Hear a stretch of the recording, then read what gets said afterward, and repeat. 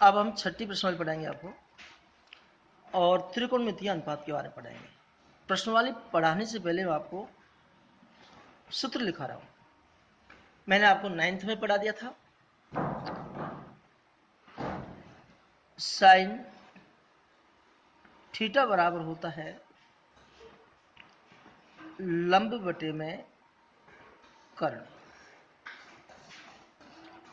Cos theta बराबर होता है आधार बटे में कर्ण। टेन थीटा बराबर होता है लंब बटे में आधार। कॉट थीटा बराबर होता है आधार बटे में लंब। सेक थीटा बराबर होता है कर्ण बटे में आधार। कौसेक थीटा बराबर होता है कर्ण बटे में लंब। अब इसको मैं आपको याद करने के हिसाब से एक शॉर्ट ट्रिक बता देता हूं। लाल LAL, लाल बटे में कक्का के और अक AK और K बटे में लाल। देखिएगा यहां L का मतलब लंब और K का मतलब कर्ण है और A का मतलब आधार है। अब ये आपको याद करना है, इसका क्रम याद करना है। Sine cos tan cot sec cosec, ये बार बार याद करना है। Sine cos tan cot sec cosec. यहां पहला मान है L/K, ये साइन का मान है। ये साइन का मान हुआ, L का मतलब लंब, K का मतलब कर्ण। तो साइन थीटा बराबर हुआ लंब बटे में कर्ण। कॉस थीटा बराबर हुआ आधार बटे में कर्ण।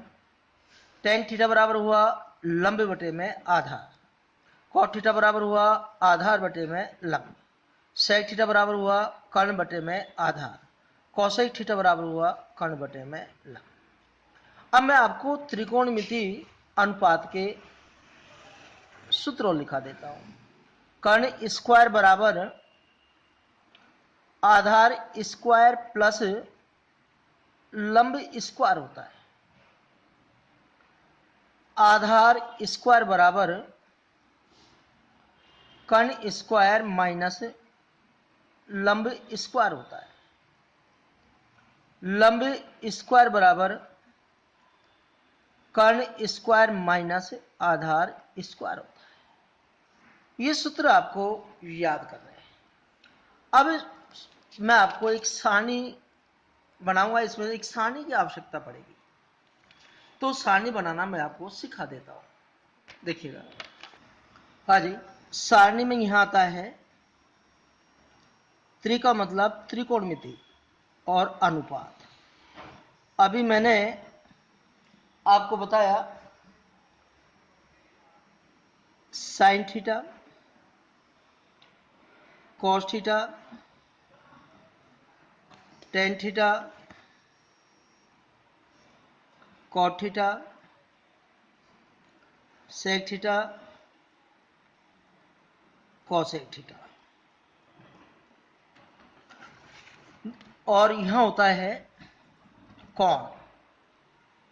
कौन इसमें होता है, पहले आता है 0 डिग्री, फिर आता है 30 डिग्री, फिर आता है 45 डिग्री, 0 30 45, फिर 60 डिग्री और फिर 90 डिग्री।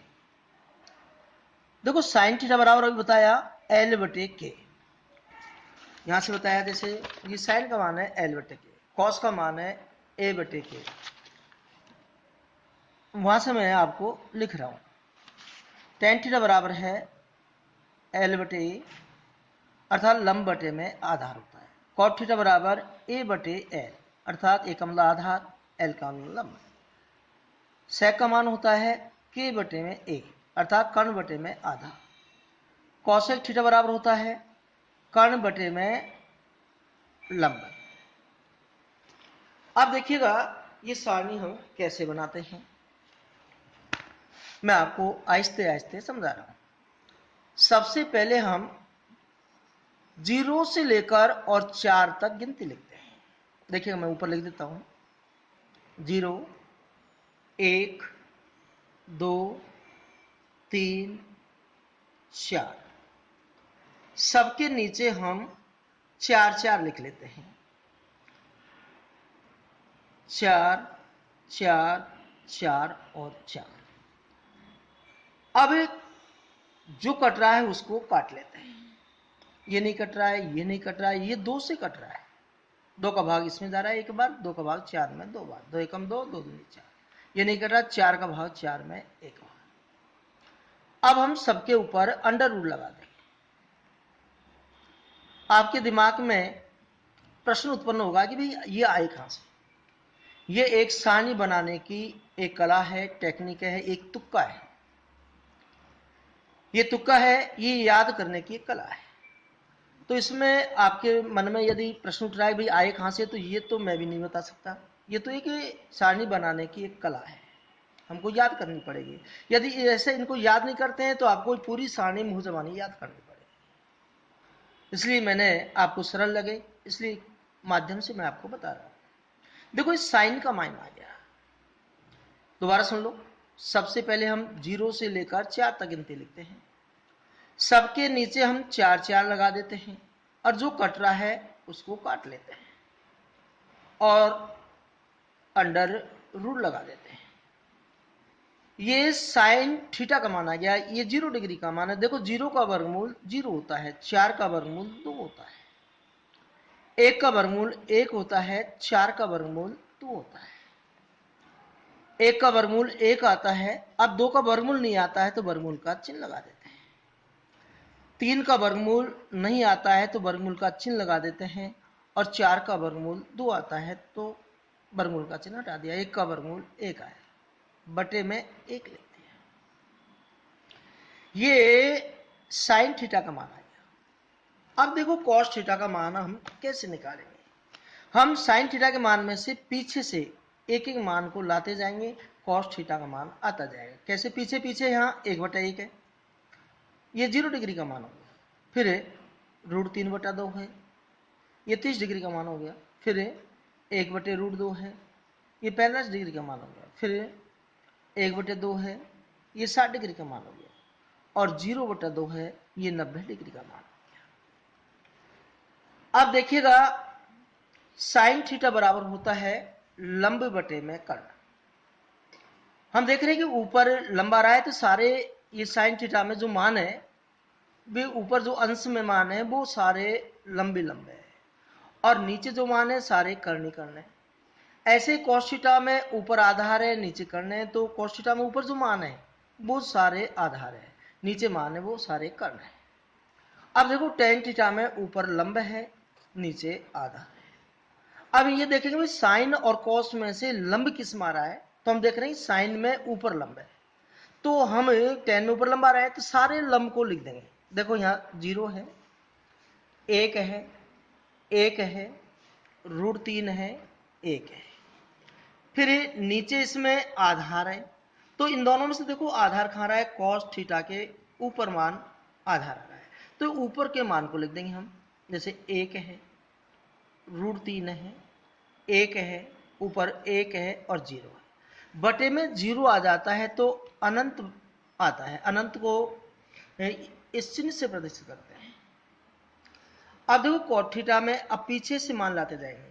टेन थीटा के मान में से हम पीछे से एक एक करके सारे मान लाते जाएंगे, कॉट थीटा का मान आ जाएगा। तो अनंत, फिर देखो √3/1, फिर 1/1, 1/√3 और 0/1, ये कॉट थीटा का मान आ गया। अब देखो हम सेक थीटा का मान याद करेंगे तो हम ऊपर कॉस थीटा से निकालेंगे। कैसे निकालेंगे देखिएगा, यहाँ ये कॉस थीटा देखते हैं। आपको कॉस थीटा भी देखना है, आपको सेक थीटा भी देखना है। तो हम देख रहे हैं कि कॉस थीटा में ऊपर आधार है, नीचे करना है। अब सेक थीटा में ऊपर करना है, नीचे आधार है। तो हम क्या करेंगे, कॉस थीटा में से नीचे करना है जबकि सेक थीटा में ऊपर करना है। कॉस थीटा में ऊपर आधार है जबकि सेक थीटा में नीचे आधार है।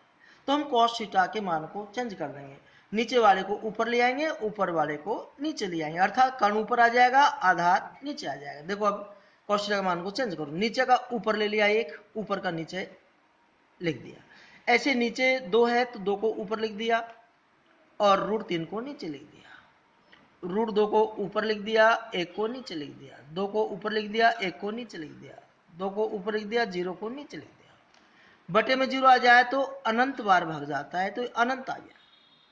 अब देखो कोसेक थीटा का मान निकालेंगे तो हम सेक थीटा से निकालेंगे। एक एक करके पीछे से सारे मान लाते जाएंगे, कोसेक थीटा का मान आता जाएगा। सबसे पहले अनंत, उसके बाद में 2/1, उसके बाद में √2/1, उसके बाद में 2/√3, उसके बाद में 1/1। हाँ जी, अब आपको ये सारणी को बनाकर और गृह कार्य में भेजना है। आप सोचेंगे गृह कार्य क्या करें, तो गृह कार्य में एक तो ये सारणी को भेजना ही है और जो मैं आगे पढ़ाऊंगा वो भी भेजना है। तो ये सारणी को आपको बार बार प्रैक्टिस करनी है, पहले देखकर प्रैक्टिस करनी है, फिर बिना देखकर प्रैक्टिस करनी है। ये सारणी इसमें बहुत ज्यादा काम करेगी। इसके बाद में मैं आपको रूढ़ों के जोड़ बाकी गुणा भाग समझाऊंगा।